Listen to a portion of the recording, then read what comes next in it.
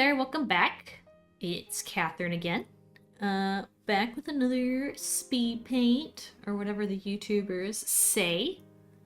This is another Pinterest photo, speed paint, and I did finish this one, and I'm gonna sell it and make prints of it.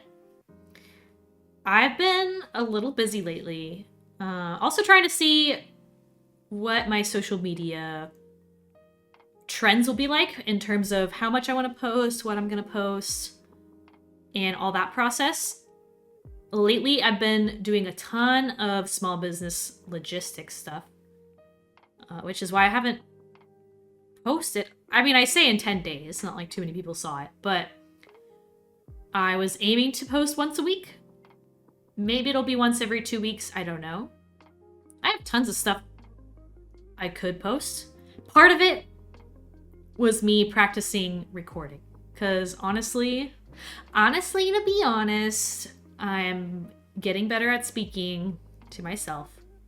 There was a lot of ums in the last one, and that is what I am focusing on right now, is saying less ums. Because the amount of ums that come out when I was talking, I have so much to talk about, but just so many ums. So I'm thinking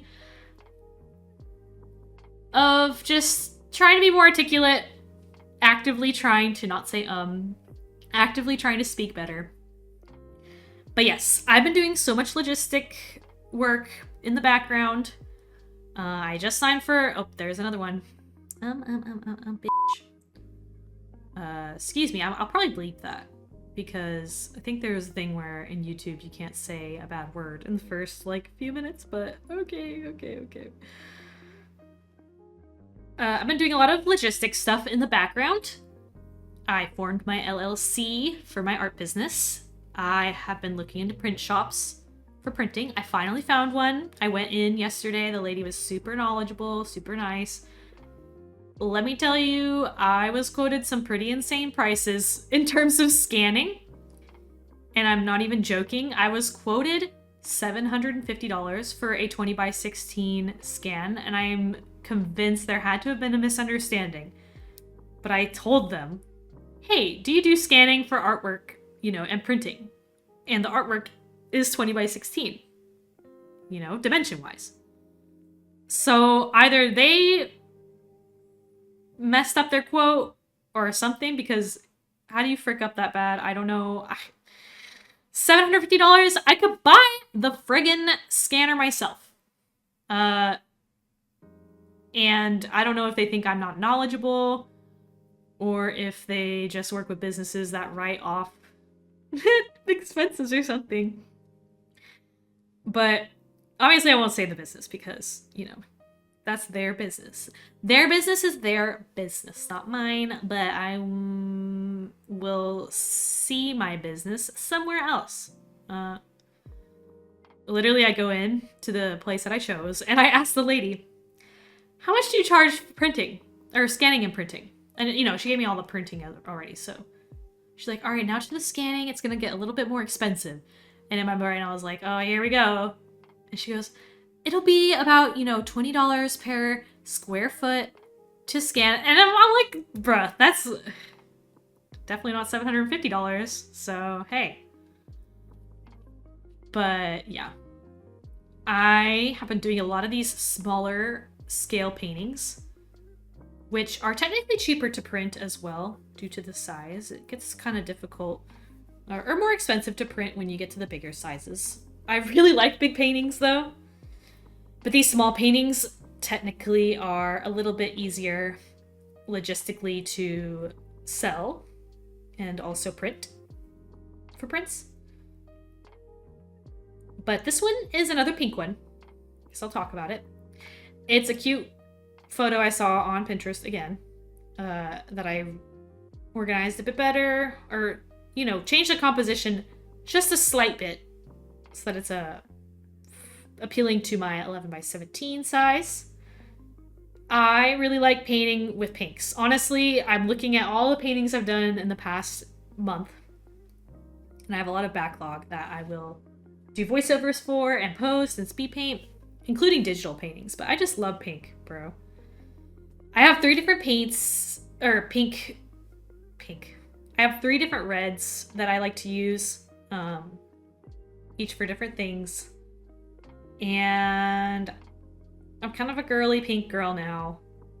And so I just gravitate towards these cute picnic food painting stuff. And that's what's most important to me at this moment, is just doing what I enjoy so that I keep doing it. Because I'm telling you, I've never had this much motivation to do anything. Part of it is because of me losing my job. I have a bit more free time on my hands because I'm kind of wrapping up work and I'm, you know, little unmotivated, if I'm going to be honest. Obviously, I still love my job. And I would love to keep it. But, yeah.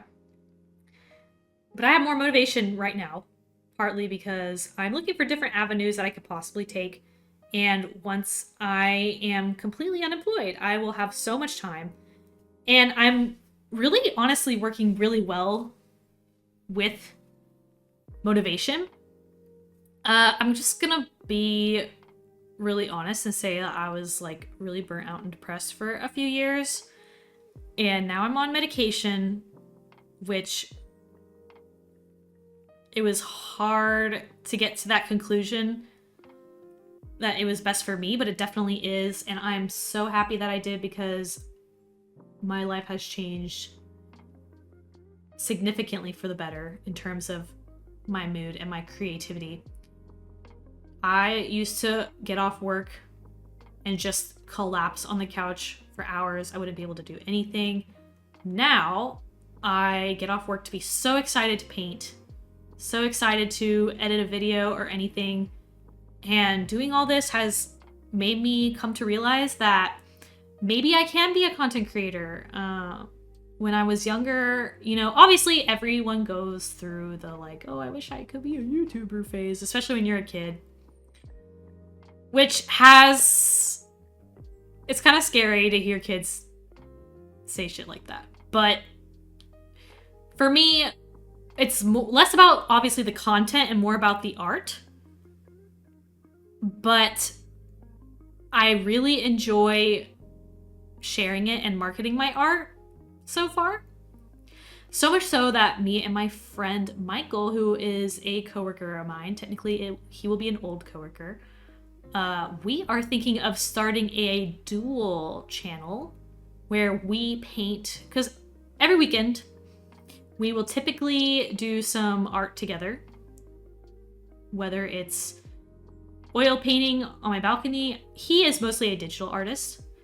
He'll talk about that when we start our channel, but we're gonna do some conversational art mornings on the weekends. I think like we'll wake up, we would always do this on the weekends usually anyways. Well, not every weekend, but we would just talk and we get into some pretty good topics, and we both have really different experiences getting into art. So that's gonna be super exciting. We're gonna do speed painting. I think because of the format, I will probably have to do my iPad digitals. I do a lot of digital oil paintings now. I have a bunch saved up to post later on social media that I haven't yet. But it's an app called Artset. This is kind of like a little sidetrack, but for digital oil painting, simulated traditional painting. It's still not the best in terms of color mixing, which I don't think there is too much out there in terms of accurate color mixing. Like you can't mix blue and yellow on digital and get green. It's just kind of not how it works. So it's more of a color picker thing, but I do like the oil effect that it gives. And so I've been doing a few of those, especially when it's dark outside. I can't paint too much when it's dark outside. I can, depending on the painting, but usually only detailing. Like painting at night, you get less color accuracy. It's difficult to film. I tried it once with a Ramune, my Ramune painting that I will be posting a video on soon. Probably it'll be my next one, hopefully. Hopefully I finish it. Once you have all the colors blocked out, it's kind of okay, because then you're just detailing in the dark. It's kind of okay. or not in the dark, it's a porch light. It's a warm porch light. Alters the colors a little bit. But when you're blocking out the colors, it's no bueno. So, yeah. But all that aside, to say that we'll be doing a digital painting conversational podcast. We'll get into art topics, especially to start. But due to the nature of how he and I talk, we get very into sidetrack conversations about other subjects that are like in our day-to-day life. Like today, we just had a big conversation about art school, which has been done so many times before, I know, but both of us have really different experiences getting into art. And we'll have, I think that maybe be what we talk about for our first one, is art school. And how beneficial is it really? What are the drawbacks? And if you are someone that should consider art school, because spoiler alert, not everyone should. And I will just briefly mention my personal opinion, but I think 90% of people in art school shouldn't be there. So that'll be my hot take that people can think on until we get into depth with it. Not to be, obviously, if you are driven and you want to go to art school, go. But also be a hard worker. And that's all I'll say about that. Until then. I am also working on setting up my interior studio. So because of daylight and daylight availability, I decided I need an interior workspace, and it might be easier for filming that way. Sometimes when I'm setting up outside, I'll forget to do the focus lock, like where it doesn't adjust the focus, and that does affect the video, and I'm trying my best to remember every single time. I want these videos to look as good as possible, but there are some things out of my control, such as shadows from tree leaves, although there's no leaves on the trees right now in the wintertime, but they'll come back in the spring. Overcasting. I actually like overcast lighting for videos because lately I've been filming at golden hour and there's a lot of glare on my wet paint. So, interior studio it is. I'm gonna get a little tabletop easel on my desk, and I do have a small tabletop tripod already, so I'm really excited. I've been reading more into Carol Murren's book as well, and I bought some wood blocks to paint on.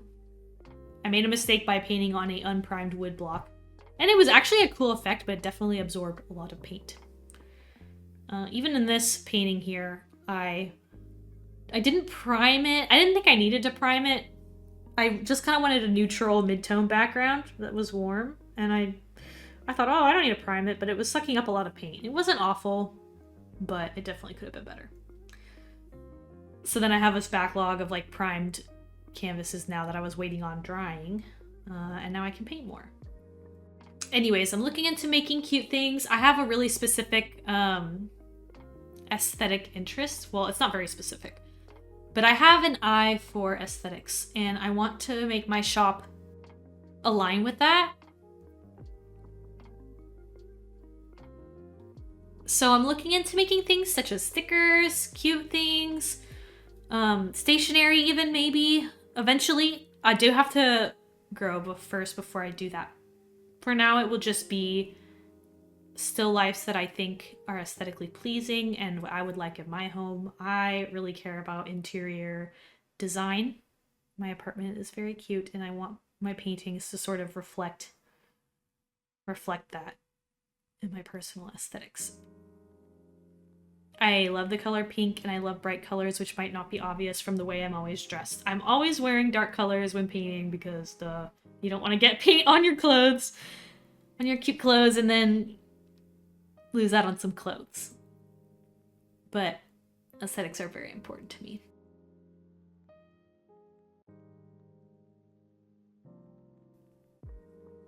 thank you for watching my speed paint today. Hopefully there were less ums. Hopefully I'm getting more articulate. And hopefully this kind of feels like almost like a VOD diary of my art journey. But yeah, thanks for watching.